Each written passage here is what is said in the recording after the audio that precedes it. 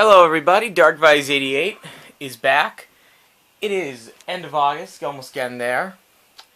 And been delayed with getting a new DVD, Blu-ray, video game, even board game, comic book update. Due to the fact that I have been collecting more stuff, I wanted a big pile to show you guys. So you could all see how awesome I am with all the stuff I buy. Because that is what I do. But you know what, let's jump in. Cut the small talk. Oh, by the way, went to the Matsuri the other night. It was awesome. And can't wait for AAC and GraniteCon. So that's coming up. So let's start. We'll start with video games. First off, I have Saints Row 4. Been playing this a lot. Really, really addicting. Adding once again to my growing collection of games I have to play because I need more in my life. But this is just insanity in general. Very fun. And I also picked up, after that, PlayStation All-Stars Battle Royale with a gift card I got for my birthday. Really fun fighting game. It's basically just Smash Bros. With PlayStation and third-party characters. But still fun, and I got a little Vita version, whenever I get a Vita, which will probably be never, I don't know. Board games. This was at a Barnes & Noble sale. We're buy one, get one 50% off on all board games. And I picked up Munchkin Apocalypse and Munchkin Cthulhu for more Munchkin fun with my buddies. We love this game. Really fun. Can't wait to try combine those with Axe Cop, and there's a Munchkin Adventure Time coming out. Can't wait for that. Let's move on to regular Blu-rays now. We have Justice League: The Flashpoint Paradox. Much better than Unbound. Not bad, you know. Very loose adaptation of the Flashpoint miniseries, but still worth checking out if you're a DC fan. Next up, we have The Legend of Korra, Book 1 Air, which I got about a week after it came out due to a shipping delay at FYE. Fun series, great animation. Korra's a great character.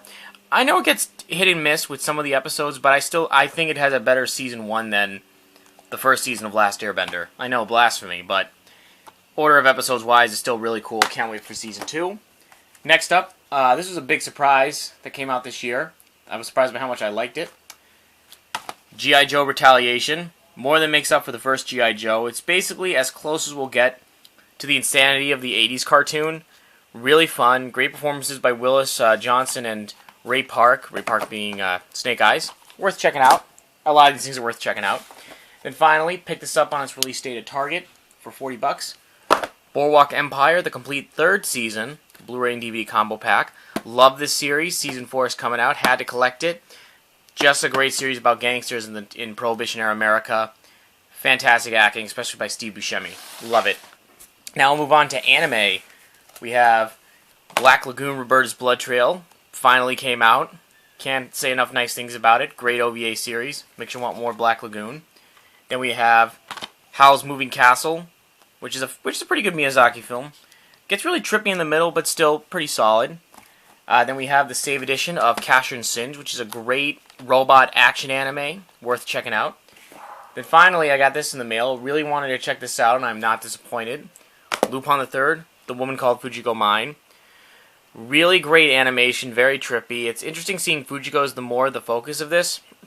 And it works. It works very well. Worth checking out. Worth checking out. That's my new catchphrase. And then we'll finish off the night with some comics. First off, this is a 4-header. Volume 8.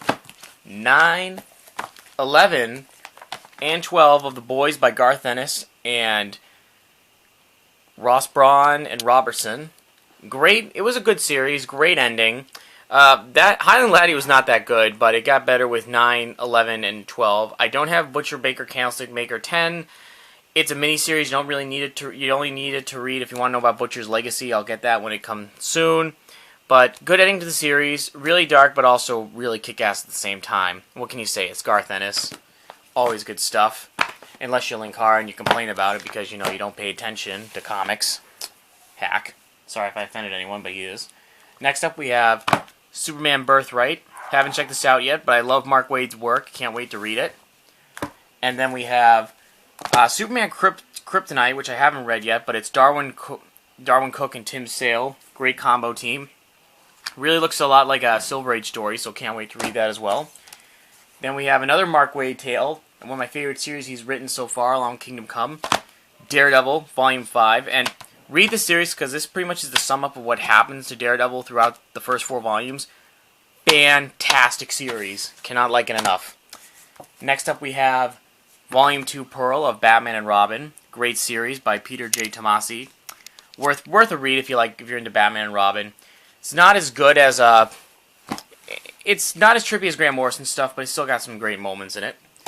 Next up we have the 10th anniversary edition of Marvel's 1602, which is Neil Gaiman's work and Andy Kubert's look at Marvel characters they were existing in the 1602.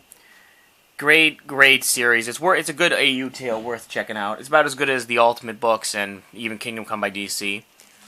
Cool. And then finally, got this. This is a good book I picked up. The complete series of Dark Avengers by Bendis and Deodato. It doesn't include the 7 and 8 because those were part of X-Men Dark Avengers Utopia crossover. But this is a really cool series, especially if you want to read more about Bullseye and Moonstone and Mark Rugen after the events, and Norman Osborn after the events of Warren Ellis' Thunderbolts. Really cool, worth checking out.